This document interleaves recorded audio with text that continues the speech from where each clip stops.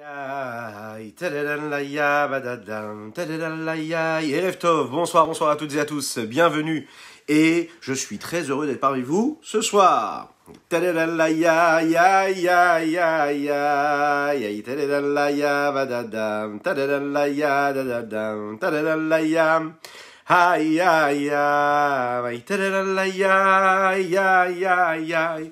Ay tadadallayam, ay ay ay, ay tadadallaye, ay ay ay, tadaday, tadaday, tadadammararambam. Ay tadadallayay, ay ay ay, ay tadadallayay, ay tadadallayam, ay tadadallaye.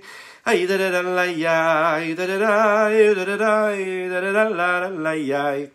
Ay tadadalla ba ba ba, ay tadadalla ya, ay tadadalla ya, ay ay ay ay, ay tadadalla ya, ay tadadalla ya, ay tadadalla ya, ay ay ay ay, ay tadadalla ya, ma. Bonjour, Boker Tov, non, Erev Tov. Erev Tov. Bonsoir, Jonathan. Ay tadadalla, et bonsoir, mon ami Laurent. Aïdélélalaïa, mama, aïdélélalaïe, ya, ya, ya, aïdélélalaïe, mama, aïdélélalaïa, aïe, aïe, aïe, aïe, aïe, aïdélélalaïa, aïe, aïe, aïe, aïdélélalaïe, ya, ya, ya, aïdélélalaïe. Ay ay ay ay ay tadalay ay ay ay tadalay ay ay ay tadalay ay ay ay ay ay ay tadam ba ba ba ba bam tadam ba ba ba bam tadalay ay ay ay ay ay ay ay tadalay ma ay tadalay ma ay tadadalay, ma, ay tadadai,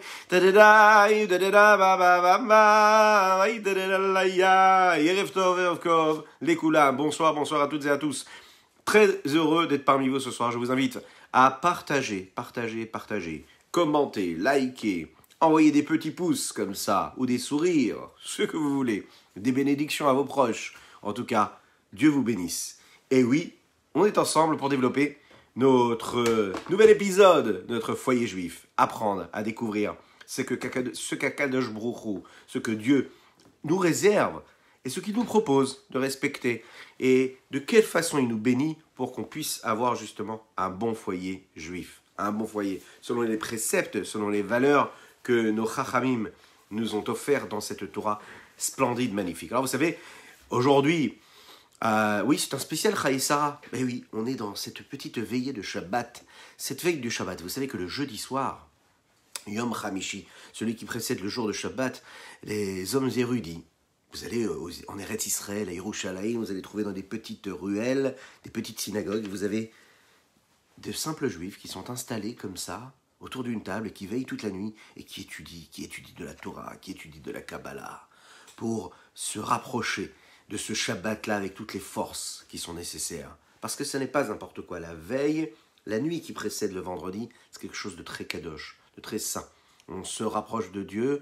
Notre neshama yetera, vous savez, ce surplus de neshama, ce surplus d'âme que nous recevons pendant Shabbat, il commence à travailler, il commence à son voyage, ce processus-là, afin d'arriver à partir de Chatzot. À partir de Chatzot, c'est la mi-journée, avec un temps qui est compté selon les lois de la Torah.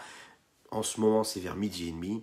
Oui, se couper du monde, s'arrêter de travailler, se consacrer à la préparation du Shabbat. Il y a même ceux qui préparent le Shabbat depuis jeudi soir. Bon, bien sûr, nos mamans, nos femmes le font comme il faut, ça c'est sûr.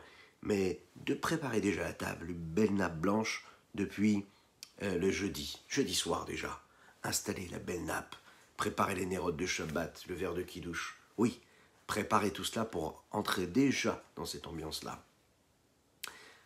Donc c'est un moment qui est propice, qui est spécial. Surtout quand on entre dans la nuit. Et ce Shabbat-là, il est particulier parce qu'il s'appelle Chayei Sarah. Eh oui, Chayei Sarah, vous imaginez. Dans cette paracha, il y a énormément de sujets. Un sujet qui nous concerne à nous, puisque nous parlons du foyer. Et puis, il y avait tellement de choses à dire qu'on a décidé de se concentrer sur un événement qui nous est à tous et toutes arrivé un jour, à un moment, lorsqu'on a rencontré notre chère épouse ou notre cher époux. Ce que l'on appelle la première rencontre. Vous savez, on appelle ça communément le shidur, la rencontre. Cette rencontre organisée entre deux personnes qui vont apprendre à se connaître petit à petit en fonction du nombre de rendez-vous. Et puis à un certain moment, ils vont se connaître de plus en plus et puis décider de se marier avec l'aide de Dieu. D'ailleurs, spéciale dédicace à tous nos mariés, Bezrat Hashem très bientôt. Je vous dis un très très grand lechaim, très très grand lechaim. Et je vous souhaite plein de bonnes choses. Et je vous rappelle une chose très importante. Que nous étudions pour la Refoua chez les bacs de David, Eli, je crois que c'est ça. Je ne l'ai pas noté. Oui, ça arrive. Ben, Marcel, Michal. Voilà. Quelqu'un de jour lui envoie une véritable, oui, David, Eli, Ben, Marcel, Michal, une véritable Refoua chez les Macs, Bekar Vamash, une guérison totale et complète. Dites Amen, écrivez Amen, partagez le Amen. Bienvenue à tous ceux qui nous rejoignent. C'est un plaisir de vous avoir parmi nous. Alors, oui, cette paracha-là commence avec une histoire extraordinaire. C'est la rencontre entre Yitzhak et Rivka. Abraham décide d'envoyer une personne, un émissaire, celui qui va s'occuper de ce rapprochement-là et de ce rendez-vous-là qu'il va y avoir. Oui, ce shidur. Eliezer, mon serviteur dévoué, il lui dit, voilà, tu vas aller chercher un shidur pour mon fils, Yitzhak. Il le fait jurer. Il lui dit, attention, ne prends pas une femme qui viendrait des filles de Kenaani. Non, tu vas prendre une femme qui vient de la terre de mes ancêtres et la terre de ma naissance, la terre d'Abraham. D'un autre côté, il va laisser Yitzhak dans ce pays-là, et de ne jamais l'emmener dans un autre endroit. Qu'est-ce que cela veut dire? C'est que Eliezer a pour mission de sortir de chez Abraham, son maître, avec tous les bienfaits, toute la richesse qu'il va lui offrir, et lui dit, voilà, tu prends tout ce qui est bon, tu es armé de la bénédiction que je te donne maintenant, et avec un miracle, toute cette rencontre du début jusqu'à la fin, elle va passer et traverser tout un processus assez rapide, puisqu'on sait que normalement, il aurait dû voyager pendant très, très longtemps, en tout cas de nombreux jours, mais en réalité, cela va prendre une seule journée. Il va se passer un miracle, ce qu'on appelle Kfitzat Aderer. Le chemin va se raccourcir. Il va se raccourcir, et là, à ce moment-là, Eliezer se tourne vers Hachem, fait une tefila, et dit, voilà, je t'en supplie, Dieu, fais en sorte que je puisse trouver une femme pour Yitzhak. Aide-moi à reconnaître quelle sera cette femme-là que je dois faire rencontrer à Yitzhak, le fils de Abraham. Il demande à Dieu, il lui dit, je te demande s'il te plaît de me donner des signes, que quand je verrai ces signes-là, je saurai que cette fille-là est celle qui a été réservée pour Yitzhak, le fils d'Abraham. Et lui demande ces signes-là. Ça me fait penser à une petite histoire que l'on raconte, vous savez, le fait d'avoir Kfitzat Aderer, le chemin qui se raccourcit. On connaît tous les tzadikim qui viennent de la famille Abu Hatzira. On raconte, c'est-à-dire le père de toute cette dynastie des Abu Hatzira, qui s'appelait Rabbi Shmuel. Rabbi Shmuel, il a été envoyé de Yerushalayim, de Jérusalem, en Turquie, pour aller là-bas, pour aller rassembler et amasser un petit peu d'argent, et ramasser de l'argent pour la communauté qui vivaient en Eretz Israël.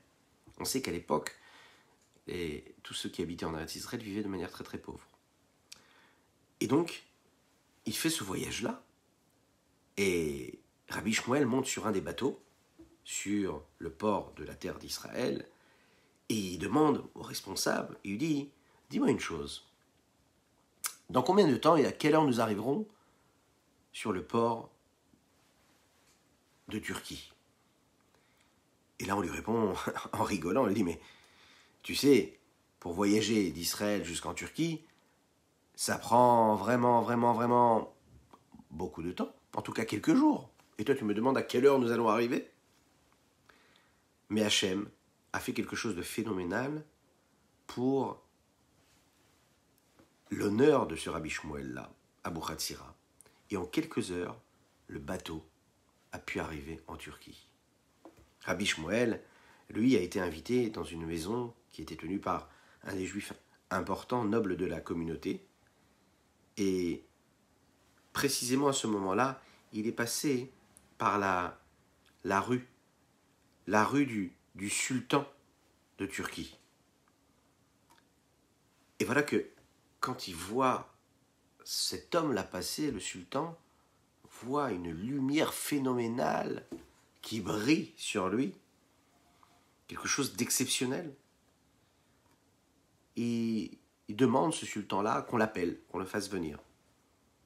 Il lui fait un kavod, un honneur phénoménal. Il lui donne un magnifique sac rempli de trésors d'argent et d'or. Il le bénit et de cette façon-là, il le laisse partir. Il ne comprend pas pourquoi. Pourquoi est-ce qu'à ce moment-là précisément, on lui donne cette possibilité-là? Pourquoi est-ce qu'on le met dans cette situation-là? Pourquoi? Qu'est-ce qu'il y a? Qu'est-ce qui s'est passé?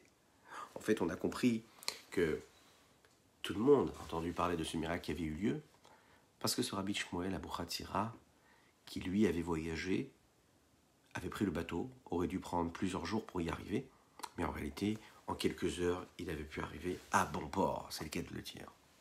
C'est un miracle, oui, c'est un miracle. Et ce miracle-là, Eliezer, il va l'avoir. Il va l'avoir quand son maître Abraham lui dit « Va chercher une femme pour mon fils Yitzhak. » Il demande à Dieu, il lui dit « Montre-moi des signes. » Alors, on va voir ensemble quels sont ces signes-là qu'il demande. Il dit « Voilà, première chose, s'il me demande, si moi je demande en fait, réellement, à cette personne que je vais rencontrer, de me donner un petit peu d'eau du puits, et qu'elle propose de donner et de l'eau aux chameaux qui sont avec moi, mais aussi à moi, je saurai que c'est cette jeune fille-là qui a été réservée pour Yitzhak. Il n'a même pas encore terminé la tefila, que déjà, une jeune fille apparaît juste à côté de ce puits d'eau. Eliezer lui demande tout de suite, il dit, s'il vous plaît, est-ce que je peux vous demander un petit peu d'eau? Elle accepte. Et précisément, selon le processus qu'il avait imaginé dans sa tefila, dans sa prière, dans sa demande à Dieu, c'est ce qui va se passer. Elle va lui proposer de l'eau à lui, mais aussi à ses chameaux. Eliezer regarde ça, il se dit, mais est-ce que vraiment Dieu m'a déjà fait accomplir et a déjà permis que je réussisse ma mission? Bien sûr, il regarde la suite des événements, il va s'en rendre compte que cette fille-là, c'est donc Rivka, la fille de Bethuel, qui est le fils de Nahor, le fils d'Abraham, le frère d'Abraham, pardon. Donc elle se dit, voilà, il se dit à ce moment-là, Eliezer, elle est donc de la famille d'Abraham et non pas une fille de Kédaan. Elle se comporte comme il faut, elle mérite les bijoux, il va décider de lui donner tous ses bijoux. Bien sûr, Eliezer est invité par Rivka à venir à la maison. Eliezer voit en fait qu'Hachem, que Dieu dirige ses pas dans cette ombre-là qui s'était placée devant lui. Et puis il se dit, puisque je suis un émissaire qui est dévoué, sérieux, bien sûr, il dit à Bethuel, je ne vais pas rester longtemps ici, j'ai trouvé ce que j'avais à faire, je suis empressé, oui, je vais prendre tout de suite Rivka et je vais la porter à Yitzhak. Et c'est ce qui va se passer. Baruch haba, mon ami Ishaï, Baruch haba, bienvenue à toi. Il va donc lui présenter cette fille Rivka-là, mais on sait que au moment où il veut partir, toute la famille de Bethuel ne veut pas laisser partir la fille. Oui. Alors je vous laisse, vous positionner et extrapoler un petit peu avec votre vie. Alors si vous avez l'âge d'avoir des enfants, si vous-même êtes dans la même situation, voilà, on connaît un petit peu ça. On a du mal à laisser partir la personne qui doit se marier. On trouve toutes les raisons. Oui. Et donc toute la famille lui dit, non mais tu sais, attends encore quelques mois. Pourquoi est-ce que tu es pressé de te marier? Attends, elle doit finir ses études, elle n'est pas encore assez grande, assez mature, etc. On pose la question à Rivka, on lui dit, mais toi, qu'est-ce que tu penses, Rivka? Est-ce que toi, tu veux partir tout de suite ou est-ce que tu veux attendre? Et là, elle répond, je crois que je vais partir. Et c'est de cette façon-là qu'en réalité, Eliezer peut retourner et partir avec Rivka. Sa mission a été accomplie et une réussite totale. C'est la première fois qu'il y a eu un mariage arrangé, comme on appelle ça, un shidour. Et cela se passe très très bien. Oui, très très bien. Lechaim, lechaim.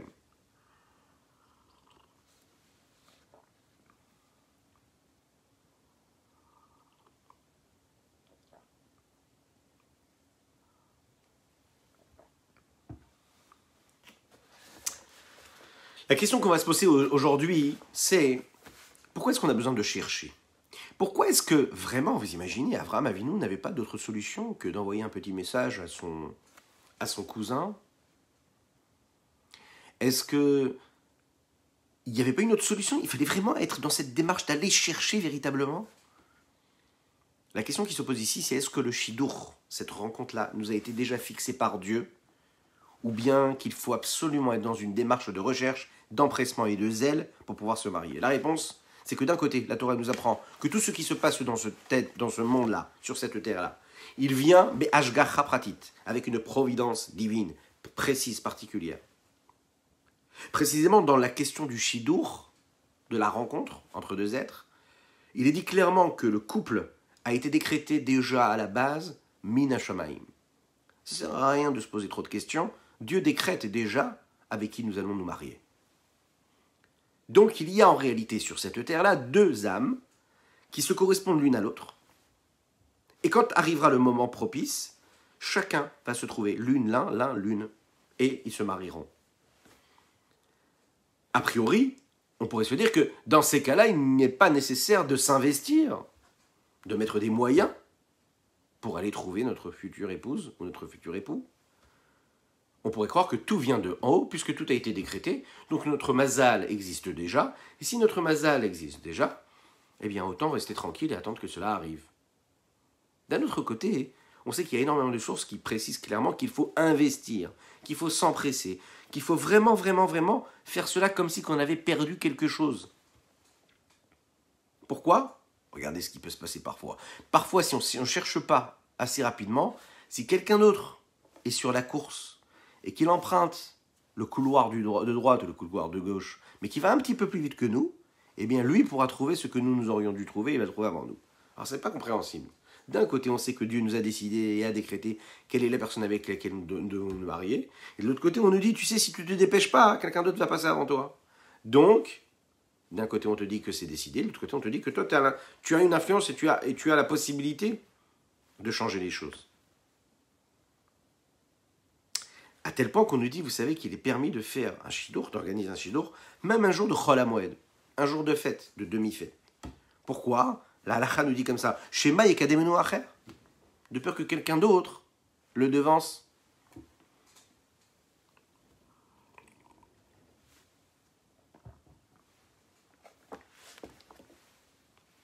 Pour approfondir un petit peu cette idée, et accrochez-vous, vous allez voir, c'est très très très intéressant, la conclusion va être très belle. On n'est pas bloqué par le temps. Ça y est maintenant, Shabbat arrive. Shmuel le dit dans le Talmud. Précisément le traité Moed Katan.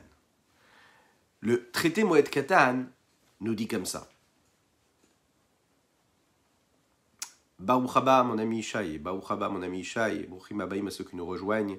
C'est un plaisir de vous avoir parmi nous ce soir. Bruchim Abaïm, bienvenue. N'hésitez pas à partager, c'est important de partager. Surtout si vous connaissez des personnes qui ont besoin de se marier. Mais je vais vous dire plus que cela. Vous savez, ceux qui nous suivent les soirs, en général à 21h, le savent que nous devons nous marier tous les jours. C'est tous les jours. On doit se remarier tous les jours. Oui, on s'est marié une fois, eh bien on se remarie tous les jours. Pourquoi? Parce qu'il faut régénérer. Oui, revitaliser. Rapporter ces lumières-là, les faire jaillir, cet amour et cette lumière et cette énergie qu'il y a à l'intérieur de nous-mêmes, on doit tout faire pour qu'ils puissent se régénérer et se révéler encore une fois. Donc, influencez tous ceux que vous connaissez, qui sont dans le même principe, qui construisent ce foyer-là. Amar Shmuel, Shmuel dit comme ça dans le Talmud, traité Moed Katan, il est permis de fiancer une femme le Chol HaMoed, jour de demi-fête. Pourquoi? Qu'est-ce qui se passe de si particulier le jour de Chol HaMoed? Alors écoutez ça. Shema Yekedemunu Acher, parce que peut-être quelqu'un d'autre va le devancer. On pose la question, la Gemara dit, mais voilà, on sait que chaque jour, il y a une bat-kol, une voix qui sort du ciel et qui décrète qui c'est qui doit se marier. Donc, on a véritablement la possibilité de le savoir, et on l'accepte. Et on sait que tout a été décrété déjà avant. Donc, pourquoi est-ce que tu me dis maintenant que réellement, il y a cette bat-kol qui est là et qui peut me dire que tout a été décrété, et de l'autre côté, on te dit, tu peux faire cette démarche-là, parce que si tu ne fais pas cette démarche-là, quelqu'un d'autre le fera à ta place. Rava, il a entendu cette histoire-là. Il a entendu surtout, en fait, un homme qui demandait à Dieu qu'il lui permette et qu'il le bénisse afin qu'il puisse se marier avec telle ou telle femme. Rava lui a dit, mais qu'est-ce qui t'arrive? Pourquoi est-ce que tu demandes ça à Dieu? Si elle te correspond, alors à ce moment-là, vraiment, véritablement, Kadosh Baruch Hu, il fera tout en sorte pour que tu puisses l'avoir. Si vraiment quelqu'un d'autre il veut se marier avec toi, avec elle, pardon, alors c'est que ça te correspond à toi et ça le correspond à lui. Mais il y en a un qui va décider pour vous tous, c'est Kadosh Baruch Hu. Alors pourquoi est-ce que tu as besoin de lui demander? Bien sûr qu'il va te donner ce qui est bon pour toi. Pourquoi est-ce que tu as besoin d'interférer et d'essayer de demander quelque chose de plus? Ce qui est clair ici, dans ces exemples-là, nous le voyons clairement, c'est que le Talmud ici est en train de nous dire, des exemples clairs, que le couple, oui, il est décrété depuis le ciel, par Dieu. D'un autre côté, on nous montre que la halakha nous le dit aussi, qu'il faut faire cette démarche-là. En tout état de cause, un homme qui se marie, il se mariera parce qu'Akadosh Baruch Hu aura décrété, décidé qu'il devait se marier avec cette femme-là. Cette femme qui se marie avec cet homme de la même manière. Avec un zivug, un couple qui aura été décrété et instauré mina shamayim, depuis le ciel. Mais l'homme a quand même le libre arbitre de décider quand est-ce qu'il le fera et comment il le fera. Donc tout a été décidé, mais la question c'est quand est-ce que tu vas le faire toi? Donc l'homme peut s'empresser de se marier avec une femme qui lui correspond, et c'est ce qu'on appelle le zivug rishon, ce premier couple-là qui lui est destiné. Parfois, il va le laisser passer, et donc il aura une deuxième possibilité, bien plus tard dans sa vie. Et c'est la raison pour laquelle, parfois, il peut y avoir un divorce et un remariage, ou d'autres histoires, ou d'autres événements dans la vie d'une personne qui fait qu'il va se marier une deuxième fois, ou plusieurs fois. La deuxième notion, c'est que le couple qui vient de Dieu, qui a été instauré par Dieu, c'est que parfois, le choix et le libre arbitre de l'homme, on peut annuler ce qui a été décidé par Dieu. Qu'est-ce que cela veut dire? Bien sûr que depuis le ciel, on fixe qui est apte à se marier avec l'un ou avec l'autre. Mais l'homme, il peut prier et décréter et demander que ce décret-là soit annulé. Et de se marier donc avec cette personne-là, réellement, qui lui plaît et qui correspond à une autre personne. Ça peut aussi exister. On va comprendre un petit peu ce que cela veut dire un petit peu plus tard. Il y a une troisième façon de voir le couple, ce qu'on appelle le zivug, cette rencontre-là qui est décrétée d'en haut. La Kabbalah d'ailleurs nous explique cela et nous dit que, en réalité, la neshama d'un homme, elle doit vivre et elle vit à travers tout ce système de gilgulim, on va appeler ça en français une réincarnation, qui sont en réalité ces étapes que l'âme peut avoir, à savoir de descendre sur terre pour vivre parfois toute une vie, pour réparer ou pour apporter, pour sanctifier, pour une mission particulière qu'elle a à vivre sur terre. C'est expliqué longuement dans la Kabbalah. On ne va pas rentrer dans ces questions-là. Donc, une fois qu'on a décidé que, depuis le ciel, cette personne doit se marier avec une autre personne, on ne sait pas à quel moment cela va se réaliser. Est-ce que c'est dans sa première vie, dans sa deuxième vie, dans sa troisième vie? On ne sait pas à quel moment cela se passera. Quoi qu'il en soit, selon toutes ces explications, on peut comprendre qu'après qu'on ait fixé depuis le ciel qui doit se marier avec qui, la possibilité nous est laissée à nous d'avoir le libre arbitre et de choisir avec qui nous voulons nous marier. En conclusion, dans tous les cas, l'homme doit nécessairement faire un effort, investir réellement avec un empressement véritable pour chercher, pour trouver avec qui se marier. La question que l'on se pose et qu'on pourrait se poser, qu'est-ce qui pourrait nous montrer l'empressement qui serait nécessaire? C'est de se poser la question, vous savez, de quel âge, à partir de quel âge il faut créer cet empressement? Alors, les Chachamim se posent une question qu'on s'est tous posée quand on a appris, la première fois qu'on a appris, qu'on nous a enseigné cette paracha, ces histoires-là, magnifiques. La question, elle est, quel âge avait Rivka lorsqu'elle s'est mariée? La réponse, elle nous est donnée à la fin de la paracha de Vaïra. Comment? À la fin de la paracha de Vaïra, après l'histoire qui concerne la Akedat Yitzhak, la Torah nous dit que Abraham a su que Rivka était née. Les Mefarshim nous l'expliquent, le Midrash Rabbah, entre autres, explique que juste après la Hakeda, je vous rappelle, c'est ce moment où Dieu, Akadosh Baruch Hu, demande à Abraham de sacrifier son fils Yitzhak, de l'apporter sur un autel, ce qu'il va faire, mais que Dieu va sauver au dernier moment. Juste après cette période-là, la paracha nous le dit, le Midrash nous le dit, il l'entend, on lui dit, qu'il y a une petite fille qui est née qui s'appelle Rivka. Et, en réalité, quand il entend ça, juste après la Hakeda, Avraham, il s'est posé la question, il s'est dit, mais avec qui mon fils il va se marier, Yitzhak? Donc, à ce moment-là précis, il se rend compte que puisqu'il entend cette nouvelle-là, il sent que Dieu lui a dit, voilà, sache qu'à ce moment précis est née, juste après la Hakeda, est née l'épouse de Yitzhak, qui va donc être Rivka. Avraham va attendre que Rivka puisse avoir 3 ans. Ensuite, il va envoyer Eliezer pour lui trouver un chidour pour marier son fils. Et comme nous l'avons dit, en un seul jour, Eliezer va le trouver, va le ramener, et il va ramener tout de suite Rivka et Yitzhak, et ils vont se marier. Et donc, elle va avoir donc 3 ans. Bon, on ne rentrera pas sur cette question-là. 3 ans, ce n'est pas les 3 ans que nous connaissons à notre âge et à notre époque. On voit tous qu'en fait, très rapidement, tous les protagonistes de cette histoire-là vont s'investir et vont se battre afin que ce chidour, cette rencontre-là, elle puisse se terminer très rapidement et très vite aboutir vers ce mariage-là. On ne va pas trop attendre. Il n'y aura pas de période où on va apprendre à se connaître. Non, très rapidement, Eliezer très rapidement dit à Bethuel, je vais vite rentrer. Très vite, ils prennent la fille, la ramènent à Yitzhak, et très vite, Yitzhak va se marier. Très vite, Yitzhak l'amène dans la tente de sa maman, et il va l'épouser. Eliezer ne veut même pas attendre un seul jour. Vous l'imaginez, il a voyagé, il n'attend pas, il veut le faire rapidement.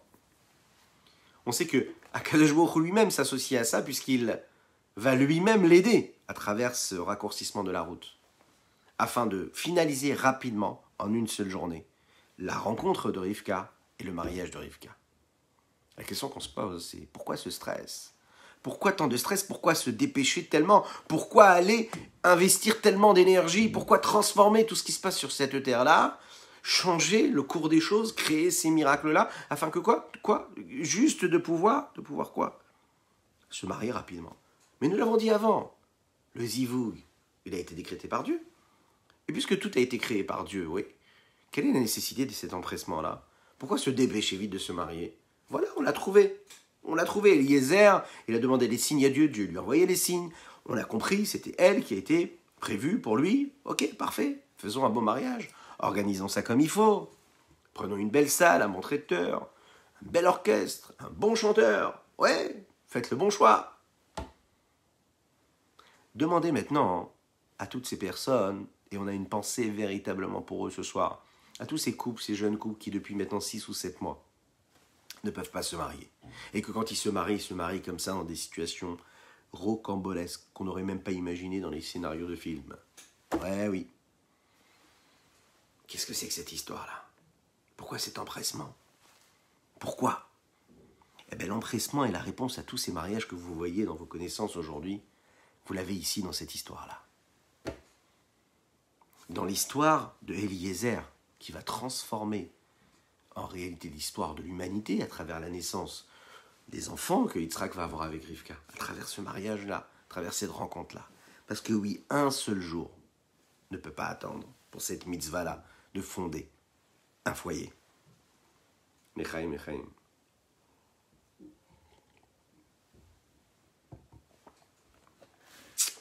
Alors quand on cherche, c'est de se dépêcher d'aller chercher. Donc il faut s'empresser. Pourquoi est-ce qu'il a fait tellement vite? Parce que c'était vraiment important de faire vite. Faire vite, attention, vous connaissez ce principe-là, ne jamais se tromper. Il ne faut pas confondre la vitesse et la précipitation. Ouais, c'est un grand sage qui le disait. Vitesse, précipitation, c'est pas pareil. Empressement, zèle, c'est la capacité à faire des choses bien, comme il faut, et beaucoup de choses. Une chose et encore une chose. Oui, encore et encore. Et comme il faut, faire le bon choix. Être zélé, être empressé, c'est de se dire, voilà, il faut que je me marie, je vais tout faire pour. Prier, agir, y croire, et Hachem nous envoie tout ce qu'il faut. En tout cas, on le souhaite pour chacun et chacune d'entre vous qui aurait besoin ou qui aurait dans leur connaissance des personnes qui devraient se marier. Maintenant, la question qui est, c'est qu'est-ce qu'il faut chercher réellement? On a quand même l'impression qu'Abraham, il savait ce qu'il voulait. Abraham, il savait ce qu'il voulait, et Abraham, qu'est-ce qu'il fait? Il donne les recommandations à Eliezer. Et on voit qu'Eliezer ne se trompe pas. Ouais. Il va quand même prier Dieu. Alors, Abraham lui a donné des directives. Vous imaginez bien qu'Abraham Avinu, lui, le premier à avoir découvert Dieu, le roi de l'univers, celui que nous suivons toutes et tous aujourd'hui. Abraham Avinu lui donne des directives, et Eliezer, lui, s'arrête quand même pour prier, demander à Dieu. Pourquoi les recommandations d'Abraham Avinu n'ont pas suffi, N'ont pas suffi. Abraham, qui est un homme de Dieu, lui donne des directives, non, lui, il s'arrête. Et il décide quand même de prier Dieu. Gardez ça dans un coin de votre tête, cette notion de tefila et son importance. Quoi qu'il advienne, quoi qu'il se passe, cette tefila a une force phénoménale, peu importe ce qui aura été décidé. Première chose, excusez-moi, quelles sont les choses si importantes que cela que nous devons chercher et qui sont si importantes lorsque l'on cherche son conjoint? Deuxième question, allez, sur quoi on peut laisser passer? Sur quoi on peut balayer? On peut faire comme ça, allez, c'est pas grave. J'aurais aimé qu'elle soit comme ça, j'aurais aimé qu'il soit comme ça, mais allez, je suis indulgent. Deuxième point. Et troisième point, concrètement, nous en parlons tous les jours, Baruch Hashem. Ce foyer juif, là, il est construit, il est basé sur quoi? Sur des fondations. Quelles sont les fondations nécessaires qui sont nécessaires pour ce foyer juif? Quelles sont ces choses, quels sont ces éléments qui sont si importants, ces valeurs, ces repères, que je dois me placer comme véritable ancrage dans mon choix, et puis ces ancrages-là qui vont en réalité constituer ce que va être le succès de mon existence et de ma vie. Combien et quels sont tous ces éléments? Voyons ensemble ce qui est dit ici. Alors comme toujours, il faut savoir que on a envie d'arriver et on aspire à arriver à la rencontre la plus belle. Celle qui est la plus réussie, la plus aboutie. Mais la vérité, c'est quoi? C'est que concrètement, on sait que ni l'homme est parfait, ça c'est sûr et certain, la femme, elle n'est pas toujours parfaite. Il y en a un seul qui est parfait, complet, total. C'est Akadosh Baruch Hu, c'est Dieu. Celui qui cherche vraiment la perfection totale, il cherche, il ne trouvera jamais. Celui qui se concentre sur les petits détails insignifiants, oui, eh bien, en réalité, il faut qu'il place à ce moment-là le curseur là où il faut et qu'il insiste justement sur ce qui est essentiel et important et d'être beaucoup plus indulgent sur ce qui est secondaire dans la vie. Le mariage, au niveau quoi? Au niveau de la construction d'une demeure, d'un foyer dans ce peuple juif-là, il a quelque chose de particulier. Dans le langage du rabbi, ça a quelque chose de particulier. Le rabbi dit, mais pas seulement le rabbi, vous le savez, que lorsque l'on se marie, les seuls éléments qu'il faut rechercher, c'est les traits de caractère que la personne peut avoir et la direction de ces traits de caractère vers la crainte de Dieu. Où est-ce qu'elle place la crainte de Dieu sur elle, cette personne-là? Est-ce que c'est vraiment important pour elle, la crainte de Dieu? Il faut se rappeler que concrétiser, matérialiser une fondation réelle d'un foyer juif, matériel, physique, eh bien c'est comme une maison matérielle. Bien sûr que c'est important de lui donner un aspect extérieur qui est magnifique. faire en sorte que la façade elle soit belle. Mais l'essentiel, c'est quoi? C'est que cette maison elle puisse avoir des bonnes fondations, elle puisse tenir comme il faut. Il faut qu'elle soit faite de quoi? De matière et de matériaux qui sont d'une constitution bonne. Et plus les matériaux utilisés pour les fondations de cette maison, de cette demeure, seront bons et de bonne qualité, plus cela permettra de perdurer et de laisser et de faire grandir ce foyer sur des bonnes bases. Des bases qui vont correspondre aux besoins des hommes. Quand je dis des hommes, c'est-à-dire des hommes et des femmes. Excusez-moi, Mechila. Ces hommes-là, ces gens qui vont habiter dans cette maison-là. Donc on peut l'imaginer, il y a plus forte raison lorsque l'on se marie, que l'on doit tout faire pour être conscient que l'essentiel de cette construction-là, ce soit une construction qui soit faite sur les bases de la Torah et de la crainte de Dieu. Alors attention, cela parle à tout le monde, peu importe notre degré de religion. On peut être traditionnaliste, on ne peut même pas être traditionnaliste. On peut croire en Dieu ou avoir la question de se dire est-ce qu'on y croit, mais on y croit, mais penser qu'on y croit peut-être pas. On peut être à n'importe quel niveau de notre vie. On peut être très religieux comme pas assez. Peu importe. Pratiquant, non pratiquant, pour le moment, peu importe. On doit être conscient que quand on veut construire son foyer, on doit quand même baser tout cela sur des bases et créer des balises de crainte de Dieu, de Kedusha, de sainteté, qu'on le veuille ou non, c'est comme ça. Après, on évolue. Après, on décide d'évoluer, de faire telle ou telle chose. Mais on est obligé de baser tout cela sur les fondations mêmes qui sont quoi? Fortes de Torah et de crainte de Dieu. Quand on passe sur cela, alors c'est juste l'aspect extérieur qui apparaît. Et vous savez, l'aspect extérieur, ça passe, ça se dépasse. Les couleurs, les modes, elles passent, elles s'en vont comme elles sont venues. Qu'est-ce qui reste? Qu'est-ce qui ne bouge pas? C'est les bons matériaux. On peut créer les plus belles architectures extérieures superficielles au plus beau des bâtiments. Ce qui ne bouge pas, c'est quoi? C'est ceux qui ont été construits et fondés sur des bonnes fondations avec des bons matériaux. Pas ceux qui ont pignon sur rue. C'est ceux-là qui tiennent, c'est ces familles-là qui tiennent. Et ça, ce point-là précis, on peut le voir dans l'histoire de Yitzhak et Rivka. Abraham ne parle pas d'âge, il ne parle pas de ce à quoi elle va ressembler.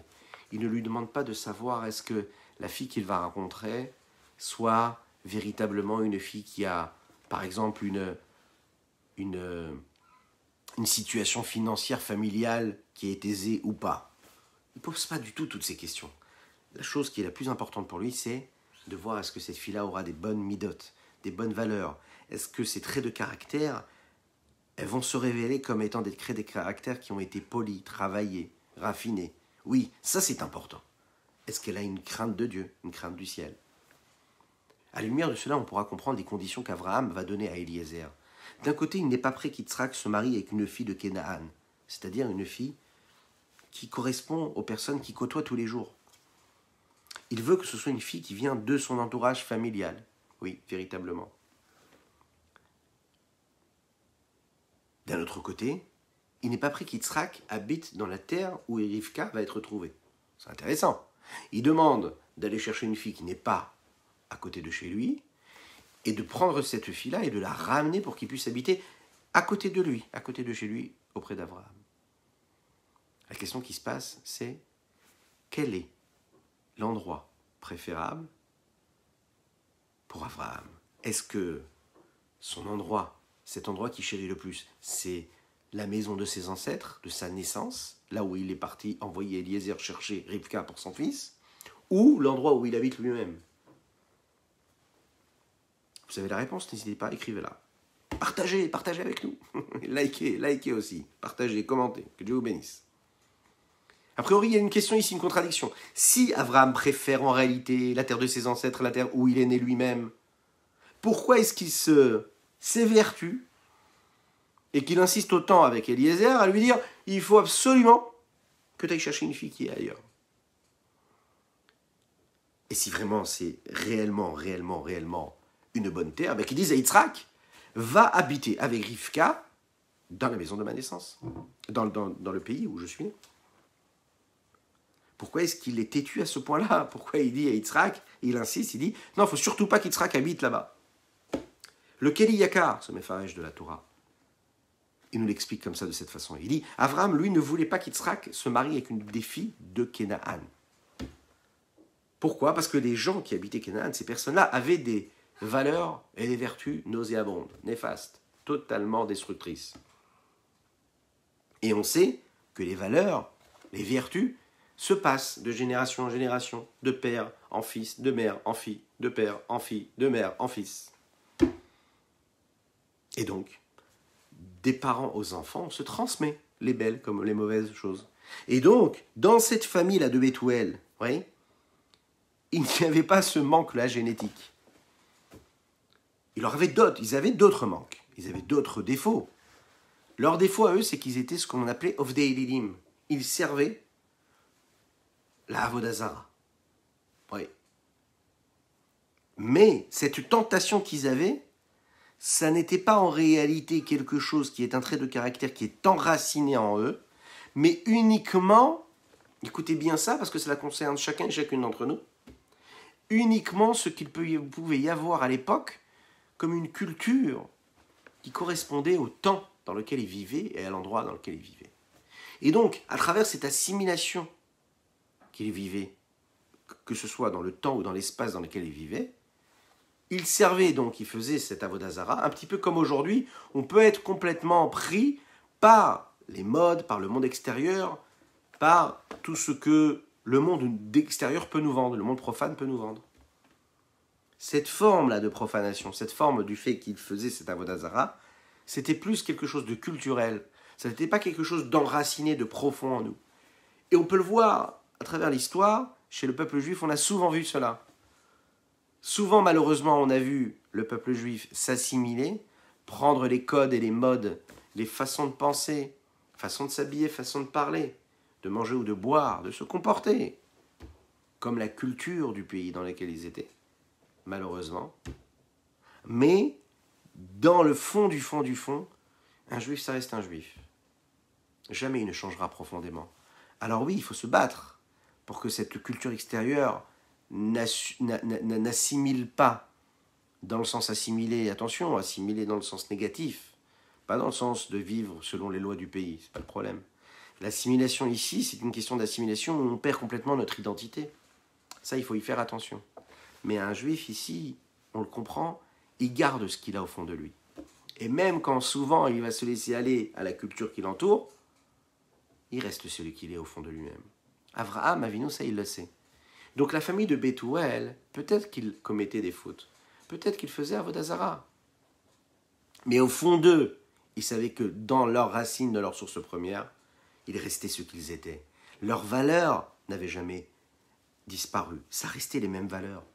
Et donc quand il demande à Eliezer d'aller lui chercher une épouse pour son fils, d'aller chercher Rivka, de cette famille-là, il sait qu'il aura toujours ces valeurs-là qui vont être transmises de mère en fille et de père en fils, et inversement. C'est la raison pour laquelle, première chose, il va lui dire, tu sais, première chose, la femme de Yitzhak, elle ne doit pas être une femme qui sera de la ville de Canaan, mais dans celle de ce pays duquel je suis né, moi. Pourquoi? Parce que ça doit être une fille qui a de bonnes vertus génétiques. Elle a une bonne mesure. Elle jauge les éléments comme elle doit les jauger. Et, deuxième chose, la seule chose que je lui demande, c'est de venir avec moi. Pourquoi? Parce qu'il ne faut pas qu'elle reste dans cette ambiance-là, totalement éloignée de Dieu, puisqu'elle est dans une culture, dans un entourage, dans une assimilation néfaste, qui est négative pour elle. Et ce que je veux, moi, c'est que mon fils et que ma belle-fille future, Rivka, puissent vivre sous ce ciel-là, excusez-moi, de crainte de Dieu. Donc, on voit ici qu'Abraham Avinu, en réalité, si vous regardez bien, déjà, première chose, il va bien faire son job. Il va suivre les recommandations de Sarah, puisque Sarah les a quittés. Voilà. Et donc, lui, sa mission à lui, c'est de se battre pour sa femme, afin que son fils puisse se marier comme il faut. Lechaim, lechaim, lechaim.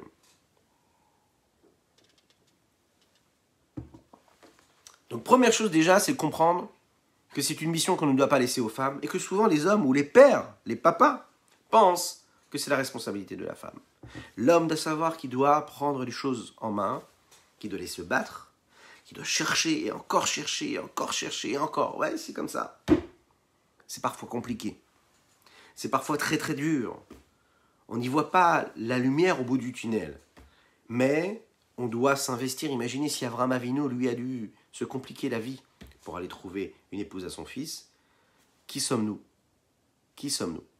Si ce n'est qu'on demande à Kadosh Baruch Hu que ce soit le plus facile possible. D'ailleurs, c'est ce qu'on vous souhaite à chacun et chacune, que ce soit le plus facile. Pour vous ou pour vos enfants, vos petits-enfants, mes attachés. Que ce soit facile. Pour cela, il faut beaucoup prier. On va le voir qu'il y a des conditions à cela.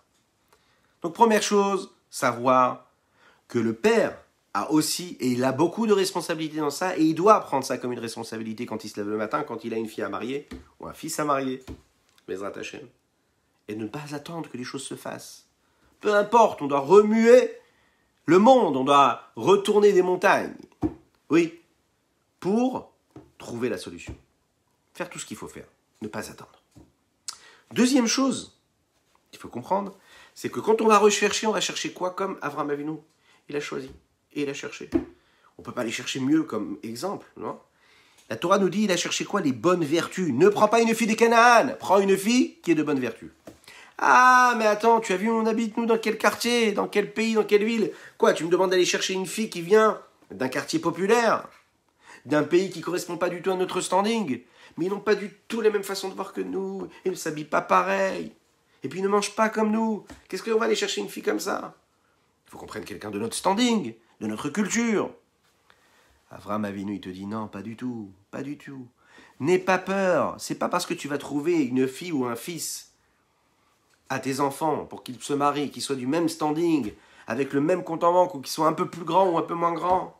C'est pas parce qu'ils ont les mêmes attitudes, les mêmes façons de parler, de penser, de s'habiller, de parler. C'est pas parce qu'ils ont la même culture que tu auras le bonheur et que ce couple-là fonctionnera comme il doit fonctionner. Et souvent, parfois, ça peut être pire même. Non. Évertue-toi à quoi? À aller chercher les bonnes vertus qu'il y a chez cette fille-là. Et si cette fille, elle doit être d'un autre quartier, d'une autre ville, d'un autre pays, d'une autre culture parfois, qui ne correspond pas à tes standings de vie, n'aie pas peur.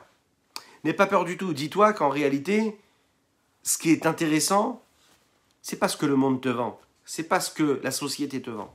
Ce qui est intéressant, c'est les véritables valeurs. C'est ce qu'il a fait, Avraham Avinu. C'est pas grave. C'est pas grave. Ils vivent bizarrement. Ils vivent dans une montagne. Ils sont pas comme nous. Mais ils ont des bonnes valeurs. Deuxième chose, la crainte de Dieu. Encore une fois, le même principe. La fille n'est pas de la même culture, le fils n'est pas de la même culture, pas le même standing, il n'a pas le même métier, il n'a même pas encore de métier parfois. Mais n'aie pas peur, c'est pas grave tout ça. C'est Akadosh Baruch Hu qui va lui donner. Ce qui est intéressant, ce qui est important maintenant, c'est que tu trouves le garçon ou la fille qui correspond réellement à ton fils ou à ta fille. Et que lui, il doit avoir quoi? La crainte de Dieu. Véritablement. Tu vois qu'il a la crainte de Dieu? Fonce. C'est la raison pour laquelle Abraham, qu'est-ce qu'il fait? Il dit à Yitzhak, il dit, tu vas te marier avec Rivka, mais je veux que vous puissiez habiter chez nous, près de nous, c'est-à-dire dans un endroit qui craint le Dieu unique, Hashem, Kadosh Baruch Hu. Ce sont donc les bases centrales, véritables, de la construction d'un foyer, d'une maison. Et c'est sur ça qu'il ne faut rien laisser passer. À la fin de l'histoire, on sait que, dans la suite de l'histoire, on sait que même le signe que Eliezer va utiliser pour savoir que c'est la fille qui a été choisie et que c'est Rivka, nous apprend en réalité qu'avant tout, il faut déjà vérifier si la fille elle a des bonnes midotes. C'est-à-dire que la première chose qu'il va chercher, c'est même pas d'où tu viens, quelle est ta famille, c'est déjà est-ce que tu as des bonnes vertus. Donc c'est la première chose à faire. Il se dit, si elle me donne de l'eau à boire et qu'elle nourrit aussi mes chameaux, c'est que déjà il y a quelque chose. Eliezer, il ne va pas se poser la question, est-ce qu'elle est capable de bien travailler, est-ce qu'elle est sérieuse, est-ce qu'elle est diplômée, est-ce qu'elle sait tenir une maison ou pas tenir une maison, est-ce qu'elle est raffinée ou pas raffinée, est-ce qu'elle a des années d'études ou pas des années d'études, elle sait parler, elle ne sait pas parler, c'est ce qu'on parle. Non, ce qui l'intéresse, c'est quelles sont ses valeurs, quelles sont ses vertus. C'est avec ça qu'on construit une maison. Alors, c'est pas moi qui le dis, c'est nos maîtres, nos sages, c'est Avraham Avinu qui l'a fait de cette façon-là. Il aurait pu utiliser tellement de techniques, Avraham Avinu. Vous savez qu'il était connu sur toute sur toute la face de la terre. Il était connu, Avraham. C'était quelqu'un de connu. Il avait des possibilités, il avait des entrées partout. Il avait des techniques pour pouvoir trouver la meilleure des filles pour son fils. Mais non, il va envoyer son émissaire, son serviteur. Vas-y, va chercher quelqu'un. Et ce que je te demande, c'est qu'elle ait Hirachami, la crainte de Dieu, et puis des bonnes midotes, des bonnes vertus. Donc en fait, nous, ça ne sert à rien, comme son nom l'indique, de s'évertuer à aller chercher autre chose. Il faut juste se concentrer sur deux éléments. La crainte de Dieu et les bonnes vertus, les bonnes valeurs. C'est avec ça qu'on construit une maison. C'est donc nos textes qui le disent. C'est le rabbi qui nous le précise encore une fois ici. Et tous nos maîtres nous le disent déjà. Donc on a compris en réalité qu'est-ce qu'il faut de manière globale quand on cherche. Oui, on a compris. La question c'est comment est-ce qu'on peut vraiment vérifier, on va terminer avec ça, comment on peut véritablement vérifier s'il y a vraiment une correspondance réelle, spécifique entre un homme et une femme. Ok, on a compris ce qu'il fallait chercher, mais comment est-ce qu'on va le savoir? Est-ce que les deux personnes d'un même couple sont censées se ressembler? Est-ce que Yitzhak et Rivka, ou Abraham et Sarah, est-ce qu'ils étaient différents l'un de l'autre, ou est-ce qu'ils se ressemblaient? Vous, chez vous à la maison, vous n'êtes pas obligé de nous le dire. Mais est-ce que, avec votre conjoint et votre conjointe, est-ce que vous êtes les mêmes, ou est-ce que vous êtes totalement différents? Parce qu'il y a de tout. Bon. Alors, on a pu s'en rendre compte, et on m'a souvent dit ça, en tout cas les maîtres le disent, qu'au fur et à mesure des années, on se rend compte qu'en réalité, plus ça avance, et plus on se rend compte qu'on est différents. Mais plus ça avance encore et encore et encore, au bout de vraiment plusieurs années, on se rend compte que ces différences, elles sont en réalité, comme on l'apprend tous les jours, dans ce rendez-vous du foyer juif, que ces différences, c'est l'enrichissement même de ce que nous sommes nous-mêmes. Donc en fait, on se ressemble. Et même quand les différences apparaissent, lorsque les masques tombent le lendemain du mariage, oui, et qu'on on est confronté à la vraie vie, et que ces différences, et on se dit, mais comment est-ce qu'elle peut être comme ça? Comment est-ce qu'elle peut se comporter comme ça? Comment est-ce qu'elle peut parler comme ça? J'ai jamais vu ça chez moi. Vous voyez, vous connaissez ces phrases. Comment est-ce qu'elle peut se comporter? Comment elle peut faire ça? Mais comment? Je ne supporte pas. On voit donc nos différences. Ces mêmes différences, au bout de quelques années, quand on investit, quand on construit, quand on bâtit, on va voir quelles sont en réalité nos ressemblances. Nos ressemblances sont nos différences. Et nos différences sont nos ressemblances. Mais pour cela, il faut travailler. Mais la question ici, c'est chez vous. Qu'est-ce que vous ressentez? Vous sentez-vous différent diamétralement de chacun et chacune? Pas. Posez-vous la question et réfléchissez. Et vous allez voir la réponse qu'on nous donne ici. Alors, de manière générale, bien sûr que la tentation première que nous avons, c'est d'aller chercher quelque chose qui nous ressemble. Oui, on cherche un milieu familial qui correspond à notre milieu familial. On cherche une personne qui a plus ou moins le même âge que nous avons, un style de vie, des capacités, des potentiels, un standing. On cherche chez la personne avec laquelle on est censé se marier, on cherche la hiérarchie qu'elle a sur différents éléments, quel est son jugement de valeur qu'elle peut avoir, quels sont ses traits de caractère, quelles sont ses valeurs, sa vision du monde, sa vision des choses, qu'est-ce qu'elle aime, qu'est-ce qu'elle n'aime pas. Oui, c'est les questions qu'on se pose en général. À la lumière de quoi, il y a une question qui se pose et qui se dit, Yitzhak et Israël, ils ont changé, excusez-moi, j'ai dit quoi? Yitzhak et Israël, non, Yitzhak et Eliezer. Donc Eliezer, quand il cherche une fille pour Yitzhak, il cherche quoi? Il cherche une fille qui a du chesed, qui a la vertu de la bonté, puisque un des signes qu'il demande, c'est si cette fille-là me donnera à boire, et elle donnera à boire à mes chameaux. Donc qu'est-ce qu'il en ressort de cette vertu-là? Ben, c'est la bonté, le chesed. Maintenant, si vous regardez bien un petit peu, on sait que Abraham représentait le chesed, qui avait sa porte ouverte à tout le monde, quand Yitzhak, lui, qui est son fils, lui, représente plus la gvura, la rigueur. Alors, il cherche une fille pour Yitzhak, qui, elle, le signe distinctif qui décrétera qu'elle est en réalité une bonne fille de bonne valeur, c'est qu'elle a la mida de chesed, alors que lui, Yitzhak, lui, c'est quoi? C'est la gvura, c'est la rigueur. Donc déjà, premier élément de réponse, non, ils ne sont pas pareils, ils sont totalement différents. Ils ne se ressemblent pas. Yitzhak, c'est de la gvura, de la rigueur, et puis Rivka, elle, c'est du chesed, de la bonté. Le Zohar nous dit quelque chose d'extraordinaire, magnifique. Et c'est la réponse que l'on pourrait avoir pour chacun et chacune d'entre nous, parce qu'on est toujours confronté à cela. Comment faire correspondre les différences qu'il peut y avoir dans un couple, et d'après le Zohar, comment en réalité les différences qu'il y a dans un couple, le fait qu'on soit totalement différent, c'est ça qui aide en réalité le couple à être un bon couple. Le Zohar dit comme ça, Yitzhak il vient du côté d'Abraham, a priori, puisque c'est son fils. On sait qu'Abraham il représente le chesed, la bonté, mais pas simple bonté. Ce qu'on appelle le chesed Elion, c'est la bonté suprême, le top du top. Puisque Abraham, lui, faisait du chesed, non pas seulement avec les personnes de sa famille ou ses semblables ou ses amis, mais avec tout le monde, tous ceux qu'il ne connaissait pas. Il faisait du chesed, non pas quand il invitait des gens de son propre rang.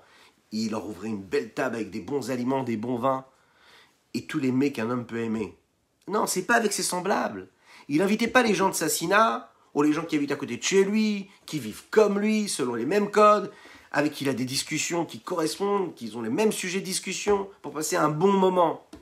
Mais c'est pas ça le chesed du tout, du tout, du tout, du tout. Le chesed, c'est d'aller chercher ceux qui ne sont pas du tout comme toi, qui ne parlent même pas ta langue, que ce soit une langue philosophique, ou même une langue véritablement, un langage, ou même des gens qui n'ont pas du tout les mêmes codes que toi tu as. Et ça, ces gens-là, quand tu vas les inviter chez toi à ta table, ça c'est du véritable chesed. Abraham, lui, possède ce chesed suprême, cette bonté supérieure, suprême. Rivka, elle, oui, elle vient d'une famille qui soit, c'est quoi sa famille? On sait que c'était des Réchaïm, des impies. Maintenant, le fils d'Abraham, c'est Yitzhak. Yitzhak, c'est de la rigueur. Alors comment cela va correspondre? En fait, Yitzhak, lui, est de la rigueur alors que son père, c'est du chesed suprême. Chez Rivka, nous allons avoir l'inverse.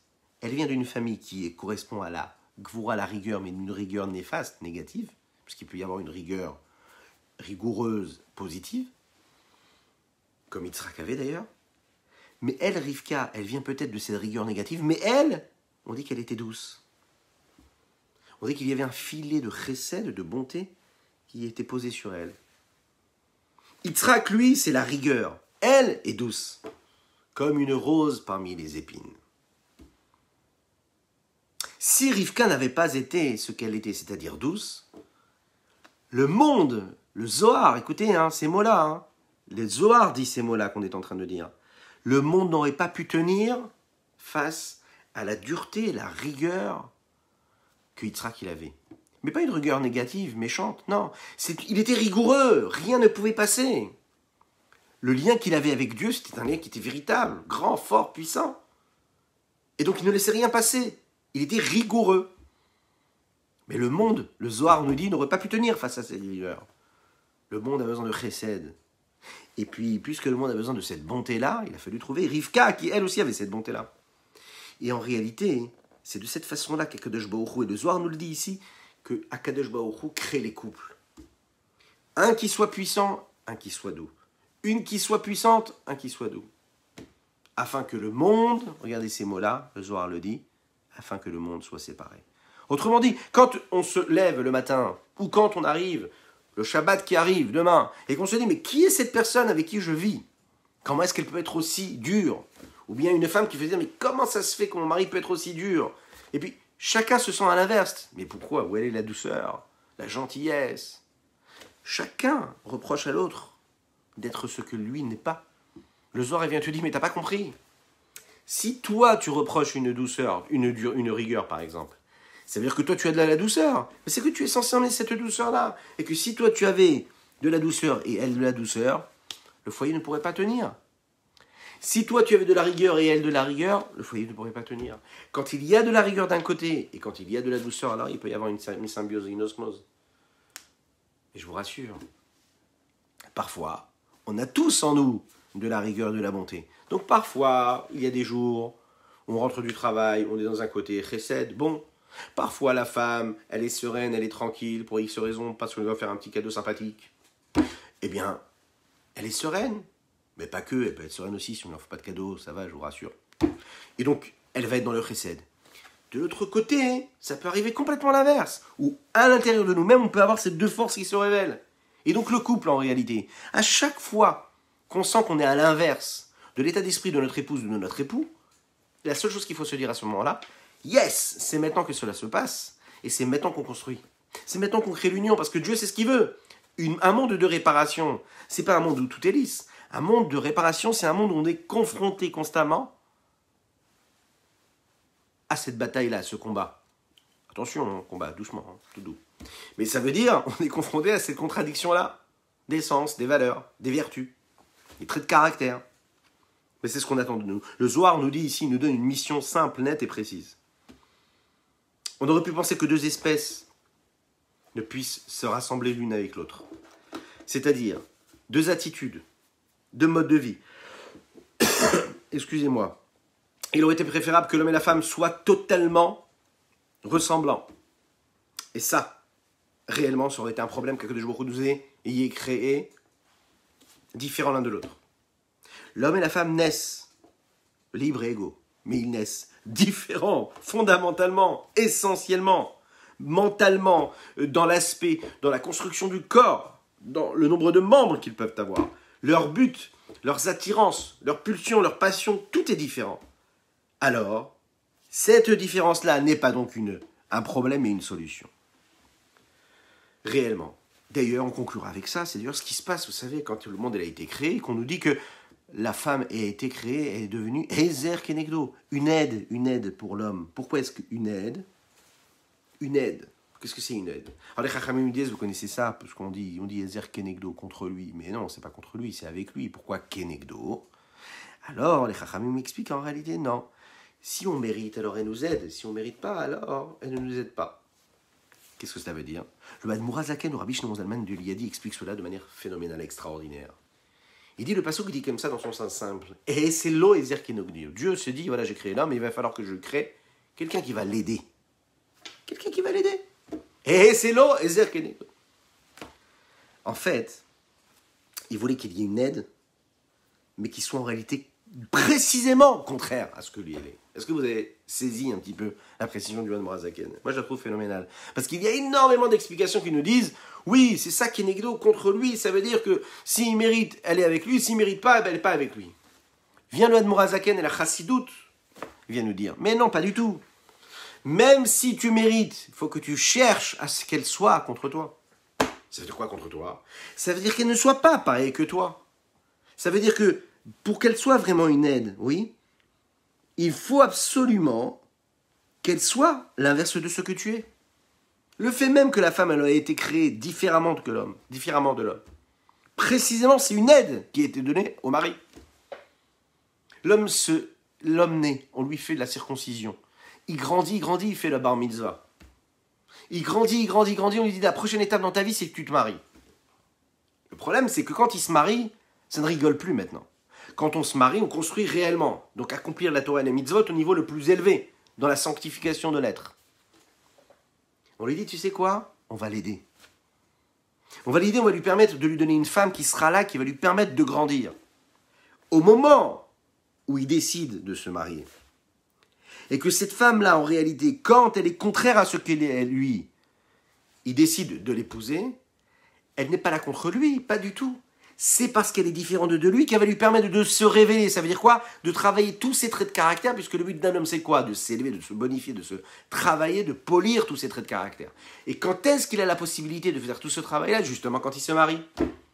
Parce que quand il ne se marie pas, quand il n'est pas confronté à quelqu'un qui est l'inverse de ce que lui il est, eh bien ses traits de caractère, il les met de côté le soir quand il va dormir. Il a fini de travailler, personne ne l'embête.